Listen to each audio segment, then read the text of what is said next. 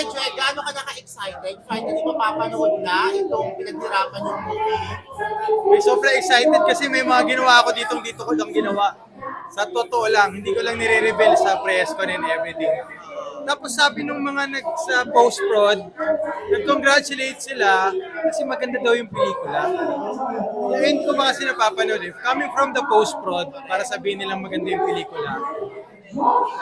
I'm sure, maganda yung pelikula. Saka walang issue kahit R16 kasi sobra daw yung mga reviews ng post-pro. Oo nga eh. Tsaka tiwala naman kasi kami lagi sa material na dinedirect ni Marius Salampas. I mean, pangarap kong hold up.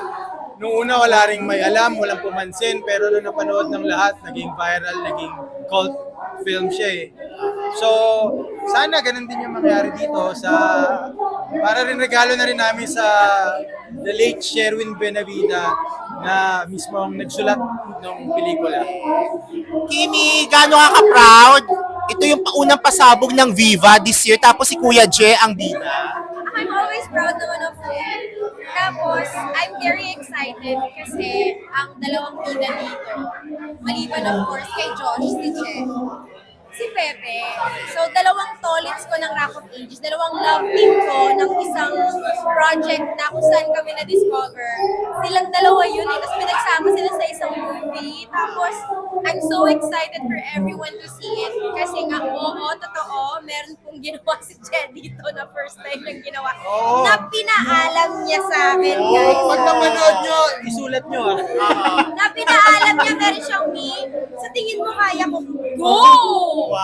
So, meron siyang pinakita. Meron siyang pinakita dito, ako lang ang nakakakita.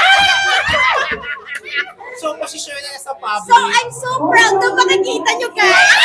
Kung bakit ako nag-yes. So, I'm very excited. At maliban doon sa makikita nyong, I'm a fan of their movie, Ang Pangarap Kong Hold Up.